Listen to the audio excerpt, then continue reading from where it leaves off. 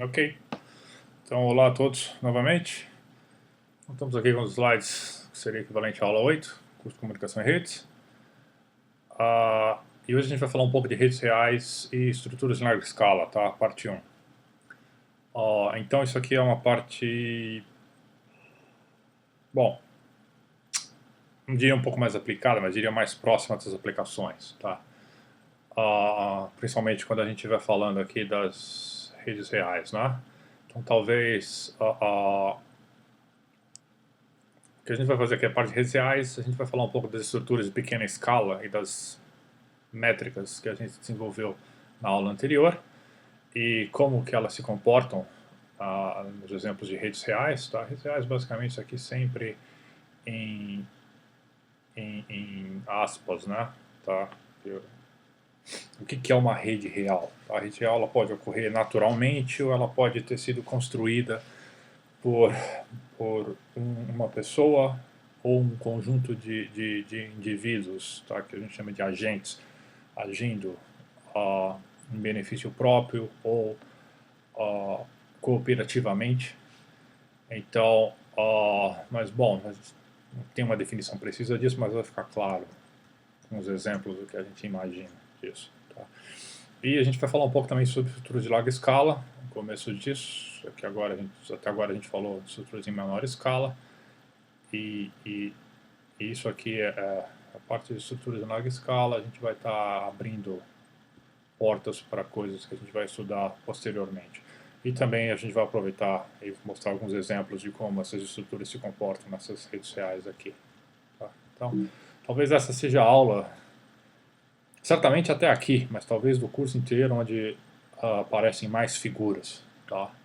Então essa é uma aula com menos formulismo, com menos fórmulas, menos formalismo, digamos assim, formulismo e formalismo, mas aparecem bastante figuras para a gente ver graficamente um pouco das coisas que estão acontecendo.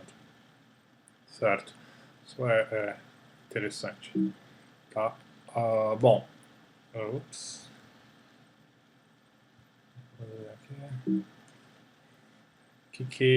Então, começar com redes reais. Bom, até agora a gente viu uma coleção de medidas simples em redes, né? Tá? A gente desenvolveu os conceitos básicos antes, que era a nomenclatura, a definição e nomenclatura de conceitos e teoria dos grafos, que é o que a gente usa para estudar redes, como a gente já tinha falado, e alguns algoritmos básicos, como busca em largura, profundidade, caminho mínimo, aquelas coisas.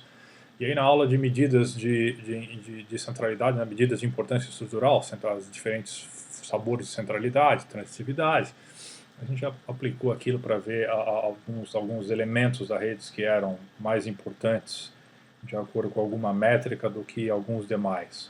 Tá? E até falamos que o algoritmo PageRank da Google, inclusive SCI é uma variação do método de centralidade por autovetores, né? Como a gente chegou a mencionar. Tá? Então, especificamente, o que a gente falou até agora? A gente introduziu, nós introduzimos e focamos, né? No estudo de nossas redes, por exemplo, em graus, tá? Envolvendo graus, envolvendo centralidade e a distribuição. Tá? A centralidade, os dados são mais importantes, e a distribuição, algo que é bastante importante, né? A distribuição dos graus da rede. Tá? Isso aqui ela não é uma medida mais tão local, tá? Ela é uma medida, mas ela não diz tudo ainda a respeito da rede. É uma medida muito importante, mas ainda não diz tudo. Tá? Depois também focamos em distâncias. Tá? Nós temos centralidade e média, né? Ou seja, centralidade por proximidade e os vários sabores. Tá? O betweenness, a centralidade harmônica e a média, o comprimento médio dos caminhos. Né? Então, se envolvia, obviamente, distâncias, caminhos mínimos e diâmetros. Tá? O diâmetro da rede, a gente viu que se o diâmetro não é muito grande, a rede não é muito espalhada. Né? Tá? E basicamente a gente tinha comentado que redes sociais elas tendem a ter um diâmetro pequeno e serem esparsas. Né? Tá? Eu não coloquei aqui com relação à densidade e esparsidade, mas as redes em geral, que a gente estuda, principalmente as sociais, no mundo real elas são esparsas. Tá? Mas em outras circunstâncias elas são densas, a gente vai falar um pouco disso depois, mas em geral elas são esparsas. Tá? Vimos também a história dos componentes, tá? tá? Estrutura e tamanho. Tá? A gente não pode necessariamente esperar que o grafo vai ser conexo o tempo todo. Tá? Alguns componentes são maiores, outros menores, e bom, isso tem uma certa importância. Reciprocidade, né? Quando a gente tem uma rede lá orientada, tá? E se tem um vértice U e tem um vértice V, tá? De repente o U está apontando para V, mas a questão é, e o V? Será que ele está apontando para U também? Tá? Ou seja, será que existem as arestas antiparalelas? Qual é a fração de arcos antiparalelos, né? Tá? Que a gente tem naquele grafo? Tá? Então, ao contrário do simplesmente um vértice aponta para o outro, mas o outro não aponta para um. Então, e isso obviamente dá reciprocidade, dá a ideia de conectividade forte, né? Tá? Isso que é uma noção um pouco mais refinada da conectividade em redes não orientadas. A rede não orientada basta ser conexa. Se a rede fosse orientada, bom, a gente pode ter o grafo subjacente conexo, mas os caminhos que têm que ser orientados não vão a todos os lugares, né? Só se a reciprocidade for verdadeira. Então, conectividade forte está envolvida nessa história aqui. E, obviamente, transitividade, que a gente também chamou de coeficiente de cristalização, que era o número de triângulos, não o número, mas a fração de triângulos que a rede tem, né? Basicamente, ela é medida que, se um vértice é amiguinho do outro, se dois vértices têm amigos em comum, será que eles são amigos entre si? Então, era a fração de dois caminhos, fração de triângulos dividida pela fração de dois caminhos, né? Então, essas foram as medidas simples que a gente utilizou até agora, e a gente podia ter definido várias outras, tá, de maneira semelhante. Definir e estudar de maneira semelhante, porque não tem... Vocês devem ter visto que é um padrão, tá, na definição e estudo dessas medidas que a gente seguiu. Tá. E aí aqui eu aproveitei uma tabela do Closet, que já vem de outros lugares. Tá. Aqui basicamente é simplesmente um grande resumo, tá, das principais medidas simples de estudo de grafos e redes. Tá? Aqui o grafo U é não orientado, D é orientado, né, de undirected, direct. Aqui o escopo LG, se é local ou global. Tá? Esse até funciona. Né? E aí ele coloca aqui o nome da medida, tá? A medida na rede, e uma pequena explicação do lado e a definição que ele deu. E aí a gente vê lá o grau. O grau faz sentido para grafos não orientados, né? Que é simplesmente o grau como a gente definiu. Para redes orientadas a gente tem o grau de entrada e o grau de saída. Tá? E aí o número de arestas ou o número de arcos, tá? O grau médio ou o grau médio de entrada e saída, né? Isso varia de acordo se o grafo é orientado ou não orientado. E a gente vê lá que as definições são exatamente aquelas que a gente usou. Tá? Muda um pouco a notação, como ele usa aqui, por exemplo, para o grau médio, ele usa K como grau, né, do vértice, e entre A menor e maior, mas a gente já falou disso várias vezes. A gente só usa uma notação um pouquinho diferente, mas não é o mesmo conceito. Aí ele coloca aqui a definição de reciprocidade em grafos orientados, no caso global ou local, tá? Se é com relação a um vértice ou a média de todos os vértices do grafo. O clustering coefficient, né, que é o coeficiente de clusterização, a transitividade, seria aqui. Basicamente o que a gente também definiu, o local e o global. E ele ainda põe aqui o diâmetro e a média geodésica. Geodésica a distância geodésica é a distância mínima, tá? É a distância de caminho mínima. A gente já definiu a distância como se fosse o comprimento do menor caminho. Tá? Geodésica é uma palavra que eles usam para indicar isso, tá? Que é um caminho mínimo que está envolvido. E o diâmetro é o máximo, é o comprimento do maior caminho mínimo, né, no grafo. A distância média é a que a gente imaginou mesmo, né? Soma todas as distâncias e normaliza pelo número de possíveis pares do grafo. E aqui eles definem mais uma, que a gente não chegou a falar, é a excentricidade. É global, o grafo pode ser direcionado ou não, que a gente simplesmente escolhe um vértice J aqui é o tamanho do comprimento mínimo mais longo que começa num certo vértice I. Ou seja, a gente escolhe um vértice I, qual é o comprimento do caminho mais longo que começa naquele vértice? Bom, claramente dá para ver que a excentricidade está ligada com o diâmetro, né? Tá? O diâmetro é simplesmente a excentricidade tomada sobre todos os vértices, e você pega o maior. Tá? Então o diâmetro aqui seria o diâmetro seria o máximo em J, né? Ops. Aqui o diâmetro seria o máximo em J. Deixa eu tentar fazer isso. Agora ele fica. Máximo em J do que? Do epsilon de I aqui, né? Tá? Epsilon de J aqui, na verdade, né? Tá? Então... Tá? E aqui esse máximo aqui dele tem que ser em J, senão esse negócio não faz sentido. Tá? Ele estava usando I nos dois lados, tinha um typo na tabela dele. Tá? Não faz sentido você ter o I de I e o máximo sem I. Tem que ser o máximo aqui em J. Então aí sim, aí nesse caso a gente podia, se aqui o máximo dele foi em J, aqui a gente pode fazer o máximo em I e do E de I. Tá. Tudo bem. O programa fica botando esses sacos onde eu não quero. A gente se vira com isso. Tá, então por isso que a gente não falou muito na excentricidade, porque a gente tinha falado do diâmetro aí. As medidas podem ser obviamente diferentes, né? Tá, em alguma rede Weyl pode ser interessante você estudar ainda a excentricidade, mas não tem nada muito diferente do ponto de vista de teoria do que a gente fez. Do ponto de vista de avaliação de resultado pode ser interessante. Então você pode brincar com isso.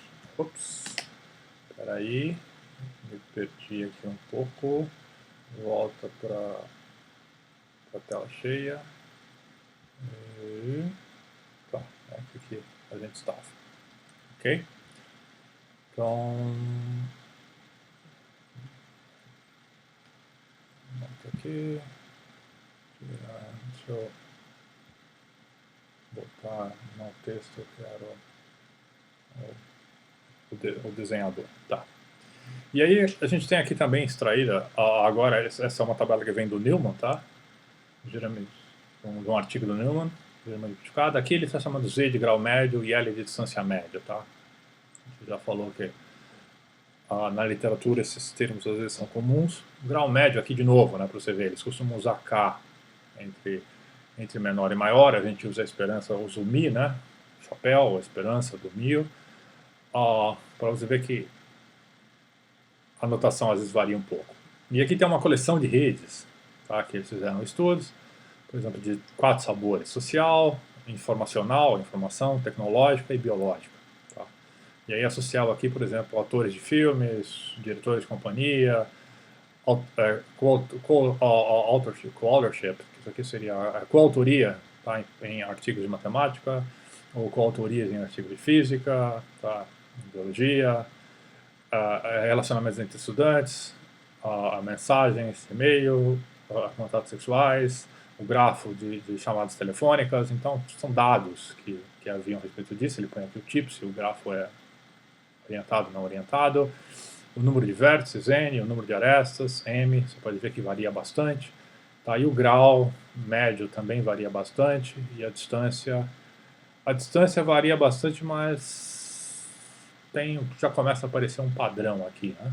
Tá? Se vocês prestarem atenção nessa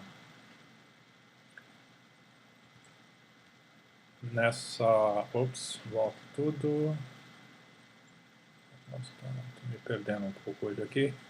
Então, se vocês prestarem atenção aqui, já tem algo acontecendo aqui que é diferente. Tá? Você vai ver que o que a gente percebe aqui? Vamos ver redes informacionais. Tem lá, o www aqui ainda é antigo, tá? Tem a visão do Alta Vista para www, tem redes de citações,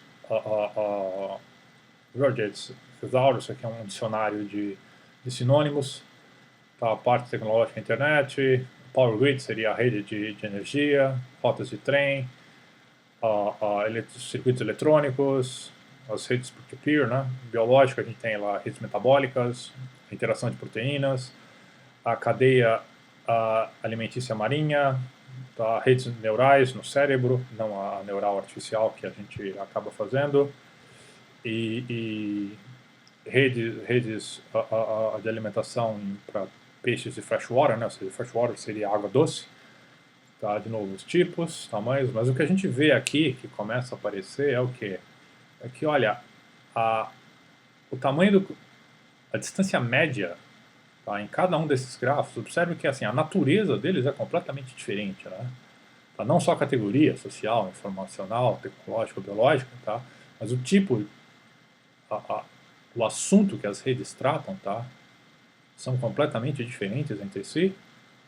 Claro, são todos grafos, mas o que as arestas estão codificando, tá? São relações completamente diferentes, relações que têm interpretações completamente diferentes na vida real, né? E o número de arestas aqui, o número de vértices e mais ainda o número de arestas varia bastante de grafo para grafo, né? De rede para rede, tá? Então, obviamente, o grau médio varia bem em cada uma dessas redes, tá? Mas o que a gente pode ver aqui é que a gente tem grafos onde o grau médio é muito pequeno e grafos onde o grau médio é muito grande, e essa variância no grau médio é esperado e ela tende mais ou menos a funcionar, tá, aí na direção que a gente espera. Por exemplo, a gente realmente imagina que uma rede envolvendo atores de filmes, com tantos atores, tantos filmes sendo feitos e eles atuando em tantos filmes em conjunto, que realmente o grau, assim, se a rede for cada vértice da rede de atores, cada vértice é um ator, e existe uma aresta entre eles, se eles participaram junto em algum filme, bom, não é de se estranhar que o grau médio seja muito alto, né? Tá? E aí, por outro lado, tá,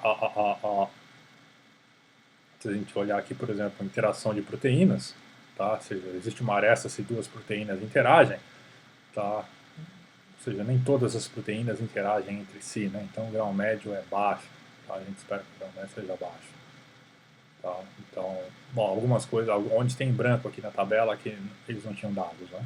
Tá, mas o que a gente observa é que, tá, mas a distância média não é muito grande, né? Tá? Olha, tá, algumas aqui não estão calculadas, mas o telefone aqui também seria baixo, tá? Tenho certeza disso. A excitação também não calcularam, mas seria baixa. Ah, tudo bem, a gente observa aqui que num power grid a distância aqui chegou a quase 19, tá? Mas para 4.000, quase 5.000 vértices, tá? Mas na média aqui a gente vê que, olha, as distâncias são baixas, elas estão, a maior parte delas está abaixo de 8, tá? Uma grande parcela delas está abaixo, está em torno de 6, abaixo de 6. Poucas estão acima, tá? E isso aqui a gente vê então que isso aqui dá a ideia do que? Um efeito pervasivo, né? Tá? Um efeito que aparece em vários lugares, tá? Então realmente a gente vai ver que isso é o que a gente chama do efeito do mundo pequeno, tá? A gente vai definir isso formalmente daqui a pouco, tá? Mas você vê que ele aparece nos dados, tá? Muitas redes reais elas têm esse efeito. Observe que as redes têm um número altamente diverso de vértices, maior ainda de arestas, tá? De redes extremamente pequenas a redes gigantescas, tá? Os graus variam, mas olha, o comprimento médio, tá? A distância média não varia tanto e ela em geral é baixa, tá? Isso é bastante interessante, tá? Temos aqui, peguei essa aqui com os dados do Newman, tá? Mas o gráfico foi feito por Closet, tá? E a gente tem aqui grau médio, nesse caso aqui, né? O grau médio está aqui, tá? Esse é o grau médio e aqui seria a distância média, tá? Os caminhos mínimos, vezes o número de vértices do grafo anterior, tá? Então, grau médio a gente vê lá que, olha, por categorias ainda, né? Social, informacional, tecnológica e biológica. A gente vê que tem ainda as biológicas têm mais ou menos um cluster aqui, grau médio, tá? Com relação número de vértices e o grau médio. Tá? Já a social não tem tanto, depende muito do tamanho da rede. Mas a coisa está um pouco espalhada. Já a distância geodésica, não, né? Ela está bem mais concentrada, digamos assim. Tá? Claro, a gente tem não era, a gente tem uns outliers aqui e ali, tá? Mas em geral você pode ver que a distância média aqui ela é pequena. Tá? Você vê, os graus podem ser pequenos, o grau médio pode ser pequeno ou grande, mas a distância média não. Tá? Bom, as abscissas aqui desse gráfico, né, você pode ver que ela está na escala logarítmica, né? Tá? Ela está crescendo em potência de 10. Tá? As ordenadas, bom, no grau médio ela também está em escala logarítmica, na distância média não. Tá? Então, tem que ser levado em consideração. Bom, vamos falar de uma aplicação específica. Tá? Vamos construir uma rede específica. Redes de coautoria. Tá? A coautoria em quê? Em papers de matemática e otimização. Tá? Teoria da computação, a parte de otimização. Mas matemática especificamente é a base que a gente vai usar. Tá? Em geral, como funciona? Em geral, você pega lá os pesquisadores, eles trabalham em conjunto, tá? Em cima de uma área para estabelecer um novo resultado, resolver um problema, né, que ainda não tem a solução, ou melhorar a solução de algum problema. Tá? Muitas vezes eles trabalham em conjunto, ou trabalham separados, eles se reúnem de vez em quando. E aí, bom, quando eles têm o resultado que eles sabem que está correto, eles escrevem aquilo e submetem para apreciação, que é o escrutínio, né, o famoso peer review. Tá? Isso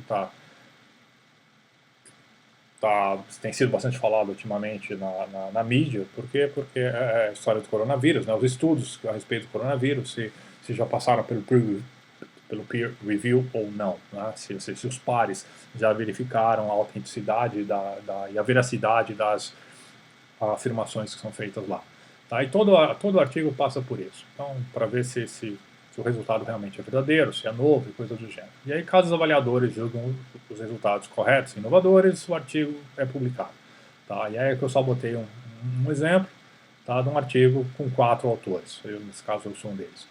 Tá? Então, a gente tentou resolver um problema. Nesse caso, estamos os 4 em conjunto, na maior parte dos resultados, e depois continuamos separados e escrevemos o artigo por pedaços e depois juntamos e submetemos e foi publicado depois de um tempo. Tá? Então, bom, foi publicado na MathProg, tá aqui em cima. Tá? Esse é a revista, o journal. Bom, como é que funciona essa história? Tá? Quem são os vértices? Os vértices são os autores. Tá? Nesse caso aqui, esse artigo envolve 4 autores. Tá? E tem uma aresta entre os vértices que representam esses autores. Tá? Então, nesse caso aqui, só esse artigo gera o quê? Ele gera um tetraedro, né? Tá? Entre o Martin, o Andrew Wives e eu. Tá? Tem um tetraedrozinho lá. Tá? E esses dados, eles podem ser obtidos por listas textuais, tá? Ou em muitos sites na internet você pega lá os dados a partir de entradas que também são textuais, mas são entradas de formato BibTeX, tá? Elas se parecem com uma coisa desse tipo aqui. Tá? Elas trazem os dados da revista, dos autores, onde saiu, quando saiu, o DOI para você achar, quando foi, do que se trata e coisas do gênero. Tá? Algumas trazem até o resumo aqui dentro, tá? Do BibTeX. Eu botei um que não tinha espaço aqui. Então, bom, muitos estou falando isso por quê? Porque muitos estudos de redes, tá, começam assim, você foca numa área, aí você vai atrás de uma base de dados onde você tem os dados. Tá? A rede nem sempre vem pronta. Tá? Hoje em dia a gente já tem muitos repositórios de redes prontos, mas essas redes obviamente estão prontas porque alguém foi lá e criou. Tá? Muitas vezes o que eles tinham era um banco de dados com entradas desse tipo aqui, que eles tiveram que escrever expressões regulares. É trivial fazer nesse caso, né? Porque você pode ver a estrutura é muito bem muito bem formulada, muito bem regulada, ou seja, você tem, inclusive, você tem aqui um artigo marcando o início do bloco que descreve um artigo, e aí você tem aqui quem são os autores do artigo, né, o nome, todos ligados para o end, tá? Então, nesse caso aqui é simples, mas então o trabalho de extrair os autores aqui dessa publicação, que é uma publicação, simples expressões regulares conseguem fazer isso, né? Tá? Mas às vezes a gente tem que ter um pouco mais de trabalho. Tá? As expressões regulares, em geral, elas estão envolvidas, é sempre bom você saber como utilizá-las, né? Um curso de autômatos finitos também não seria nada mal, tá? Apesar de você tratar de outros aspectos, mas você tem que trabalhar, montar o grafo a partir de coisas desse tipo, muitas vezes. Tá? Então, através do processamento daquelas entradas BibTeX ou de entradas textuais desse jeito aqui, né? Tá? Eu botei aqui mais 4 artigos envolvendo alguns autores, só para a gente poder criar uma rede. Tá? Então, tem aquele artigo nosso, tem um outro artigo do Endre, tá? O Boros, com o Brody, o Kramer e o Hoffman, o Alan Hoffman, o outro envolvendo o Erdos, o Fashtovic, isso aqui eu não sei direito como falar, mas é Fashtovic, coisa assim, e o Alan Hoffman novamente, outro envolvendo o Andre, o Kramer, o Peter Hammer e o Mike Sachs, e outro envolvendo o Paul Erdos, o Mike Sachs e a Vera Schorsch. Tá? Então, só para montar um grafinho. E a gente pode montar um grafo de coautorias pequeno, baseado na nossa base de dados pequena ali, tá? Envolvendo 5 artigos, tá? Então é isso que a gente tem. Tá? P, aqui é o Paul Erdos, VS Vera Sosa, o Mike Sachs, Peter Hammer, De Boros, a G sou eu, o Martin Anthony, o Scrum, Alan Hoffman e por aí vai, tá? Claramente isso é o quê? Esse grafo é formado por cliques, né? Tá? Bom, se você tem lá um artigo que tem um autor só, não tem coautoria, então ele vai ter aqui um vértice isolado em algum lugar aqui, né?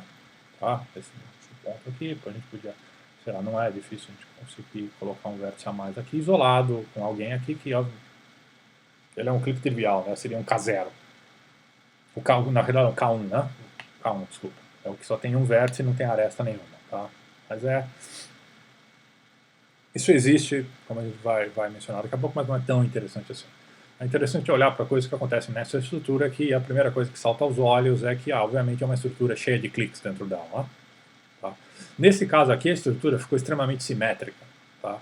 Isso pelos papers que eu acabei pegando. Tá? Não precisaria ficar desse jeito. Claro que eu também desenhei ela dessa forma, tá? Mas ela podia não ser simétrica desse jeito. Tá? Porque não ficou ruim. Bom, vamos falar um pouco sobre o grafo de colaboração, então, da AMS, tá? Da onde eu peguei esses dados, para fazer esse exemplo pequeno. A base de dados é o Math Review, tá? Que é mantido pela AMS, American Mathematical Society.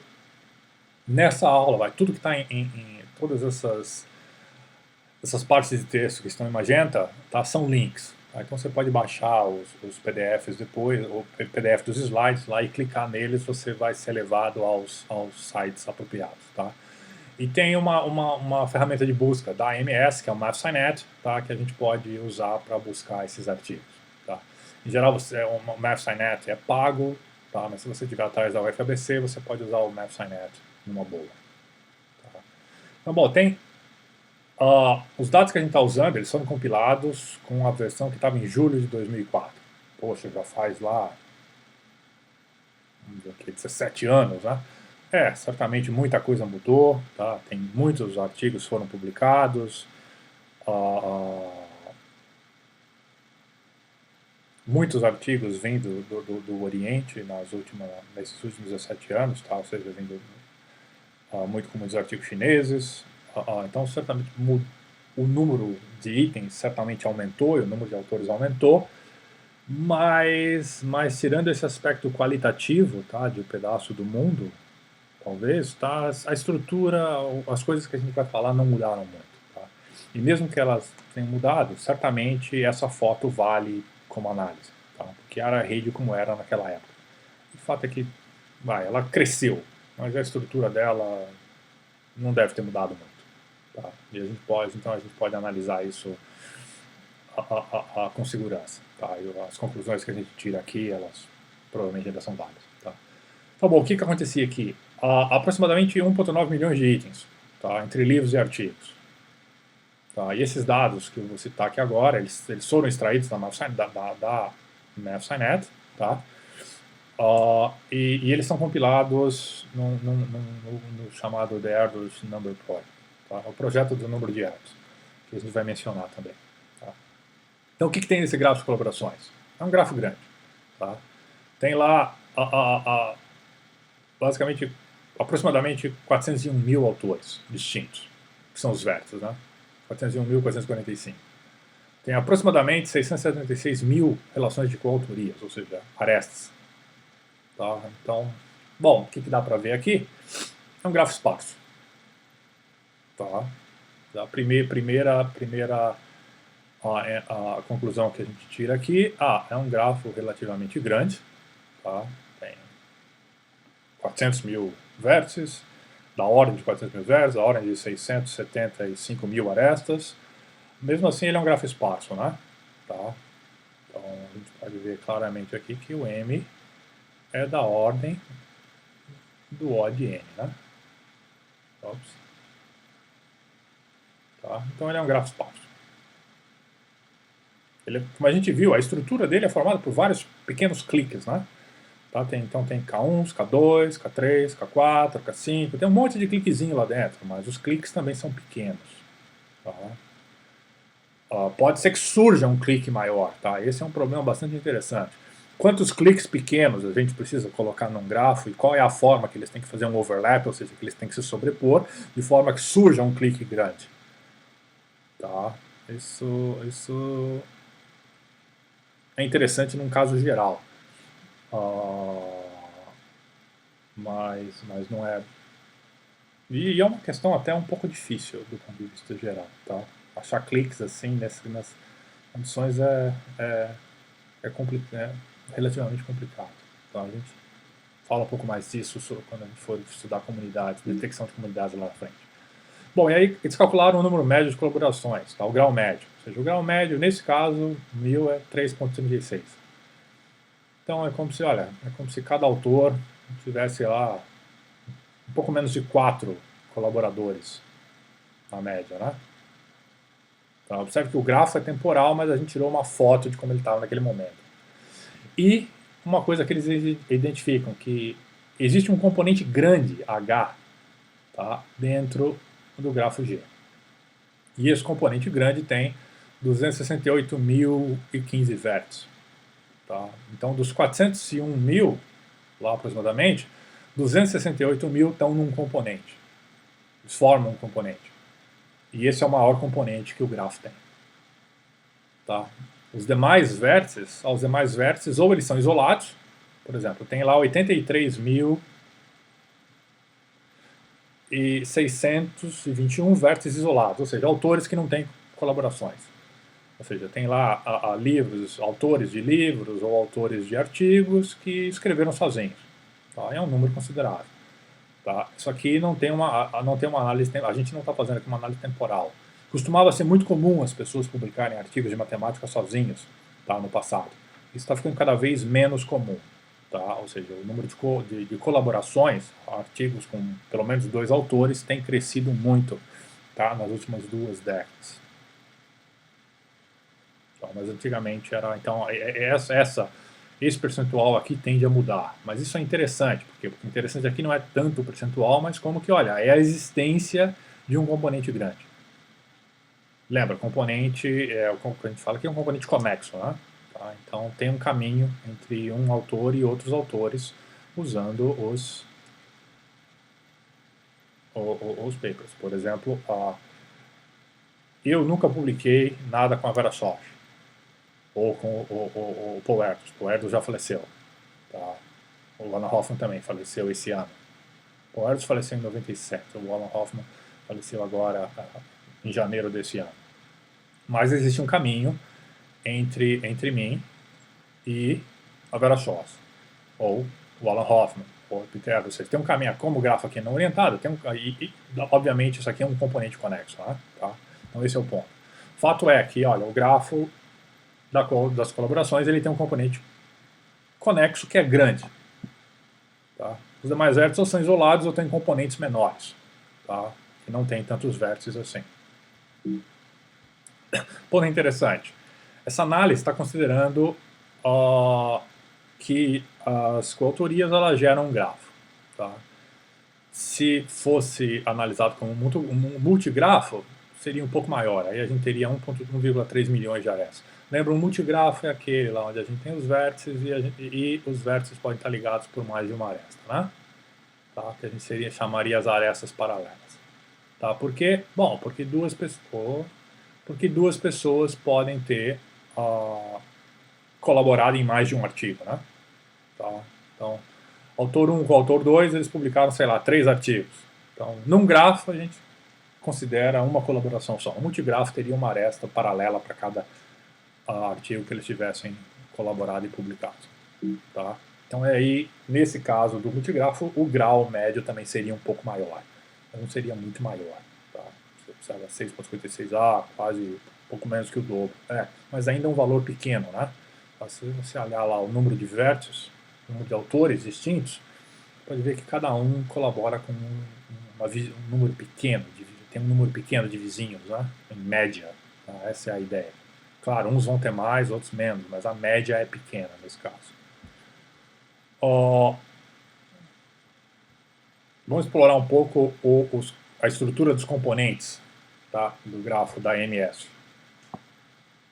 Bom, a gente viu que tem lá um componente grande, com 268.015 vértices. E tem 83.621 vértices isolados. Tá? O que acontece com os demais vértices do grafo? Que não são os isolados e também não estão no componente grande. Bom, eles calcularam uma tabela aqui. E a gente vê lá que o número de componentes tamanho 2 é 11.793, ou seja, você tem 11.793 itens, tá? Livros e artigos, que foram escritos só por 2 pessoas. Aí elas estão isoladas lá num componente.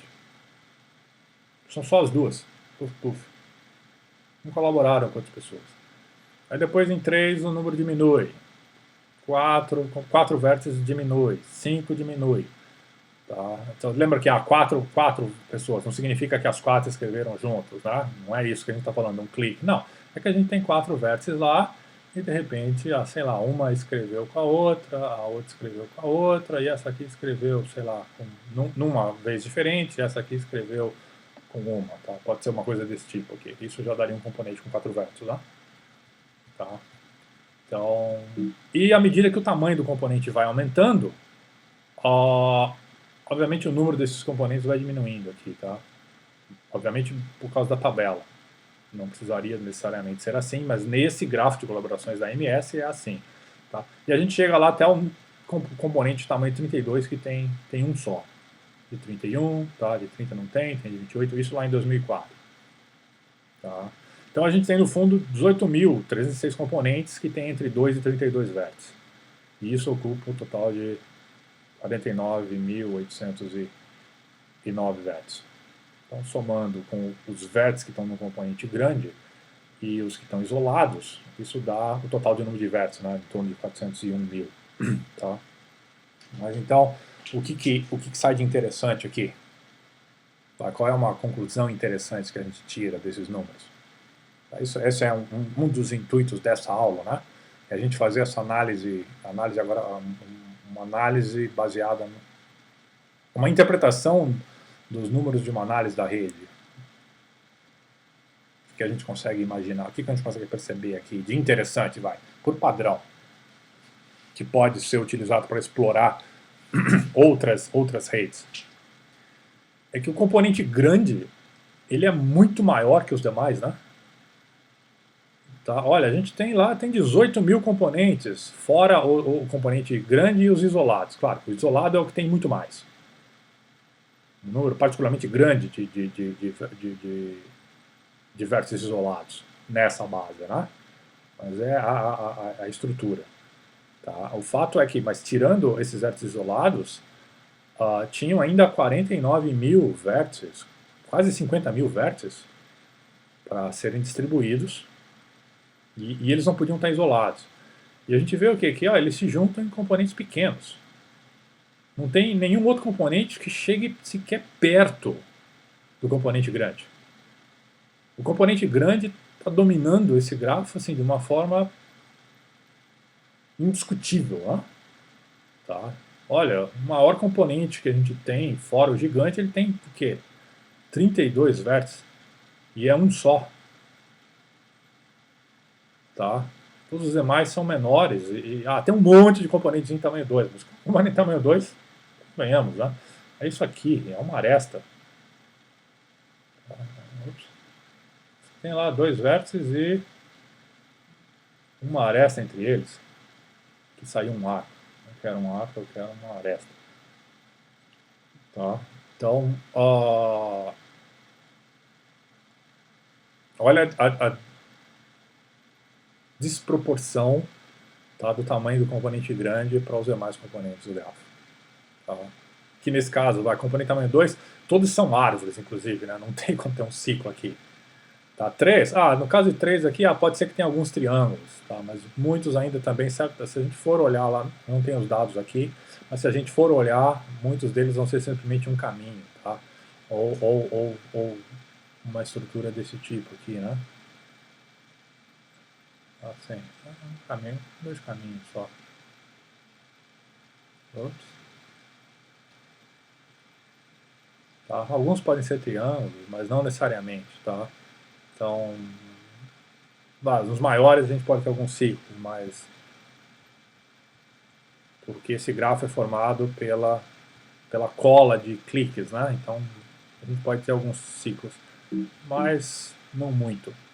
De forma que interessa é que o componente gigante ele é muito maior do que todos os demais. E isso é interessante, tá? A gente observar. Será que isso é característica dessa rede ou será que isso acontece no geral? Sem mistério, isso acontece no geral, tá? Para redes reais e redes sociais ou informacionais, como nesse caso. Nem todas as redes, obviamente, vão ter esse tipo de coisa. Se a rede for um pouco mais artificial, ela pode não ter esse tipo de comportamento. Mas o fato, como a gente vai provar em algumas aulas, que mesmo que a gente esteja num modelo, tá, geracional, aleatório simples, o modelo de Erdős, Raine e Gilbert, o componente grande surge no grafo. Tá? Então, a existência de um componente grande, no caso geracional, componente gigante, ele é natural. Tá? O componente grande não é a mesma coisa que o componente gigante, mas as noções são parecidas. Tá? Bom, o que mais a gente sabe a respeito dessa rede, então? Dá para a gente fazer uma análise quebrando ela agora em pedaços, né? A gente viu que o grau médio era 3,36. Tá? Mas, bom, faz sentido calcular o grau médio a menos os vértices isolados, né? É 4,25. Por quê? Porque o vértice isolado tem grau zero, então, obviamente, eles estão puxando a média para baixo. E o grau médio no componente grande, H? Olha, é 4,73. Tá? Então, dentro de H, o grau médio é um pouco maior. Fora de H, menos os vértices isolados, é bem menor, é 1,65. Por quê? Vamos analisar isso aqui. Tem uma explicação simples isso aqui. Por que será que o grau médio é muito maior no componente grande, H, do que fora dele? Olha, porque os componentes são pequenos fora do H. O H é gigantesco lá, lembra? Ele estava tomando 268 mil vértices. Tá? Fora de lá a gente tinha 50 mil vértices, só que eles estavam picados em componentes pequenos. Tá? Então realmente não tem como um vértice ter fora de H um grau muito alto. Isso ainda bem tirando os isolados, né? Porque se a gente considerasse os isolados aqui, isso aqui seria muito menor, né? Tá? Porque tem quase o dobro de vértices, tem 83 mil para 50 mil. Então, obviamente, esse número aqui provavelmente seria menor do que 1, tá? Se a gente considerasse os isolados aqui. Então, esse tipo de análise faz sentido, né? Então, a gente olhar para os dados separadamente, olha no geral e depois estratifica em categorias. Tá? Interessante a respeito do componente H. Tá? Claramente, o diâmetro do grafo todo vai ser infinito porque o grafo não é conexo. Tá? Mas tem lá um componente grande, vale a pena olhar o componente grande. Tá? O raio do componente grande, nesse caso, é 12. Tá? E o diâmetro dele é 23. Então ele até tem um diâmetro um pouco maiorzinho aqui, né? Ou seja, tem... O que significa o diâmetro? Significa lá que de um autor aqui, para chegar no outro autor lá, a gente tem que passar por 20 outros autores aqui, né? Tá? Na verdade, 22, né? Porque a distância, o diâmetro é o comprimento de arestas. A gente tem que passar por 23 arestas. Então a gente tem 24 vértices, então esse aqui é um, esse é outro, então tem 22 vértices aqui dentro, autores. Então esse publicou com esse, que publicou com esse, que publicou com esse aqui. Então ó, tem um caminho, o caminho mínimo, mais longo lá tem 23. Então, mostra isso. Agora, se você levar em consideração a natureza, é um banco de dados de matemática, de artigos e livros publicados em matemática. Realmente, né? Tem um cara lá que publica em topologia algébrica, o outro que publica em combinatória extremal, o outro que publica em lógica não clássica, o outro que publica em análise complexa, um outro que publica em cálculo numérico, um outro que publica, sei lá, em geometria diferencial. Então, assim, as áreas podem ser bem diferentes. Então, claro que em geral tem uma interseção entre as áreas, mas é natural que a gente tenha, levando em consideração agora a natureza dos dados, é natural que talvez uma pessoa que estude a topologia algébrica jamais tenha publicado um artigo em conjunto com alguém que faz cálculo numérico, tá? Por exemplo. Mas que exista uma ligação, um caminho de publicação entre eles. Tá? Então, bom, quando chega aqui a distância média do componente grande, nesse caso é 7,64. Tá? Ou seja, a gente vê que, olha, mesmo o diâmetro sendo grande, aqui 23, o comprimento médio é menor. Tá? E esse aqui está aqui um exemplo, um grafo real de exemplo. Lembra aquele exercício da lista 2 que a gente tinha que mostrar que o comprimento médio pode ser menor que o triângulo, que o diâmetro? Lá a gente queria 3 ou C vezes, né? Tá, aqui a gente construiu lá 2 exemplos artificiais onde aquilo valia, mas aqui é um exemplo clássico, olha, onde o comprimento médio ele está relativamente descolado do diâmetro. Então, a gente pode dizer aqui que tem 8 graus de separação, né? 8 passos de separação.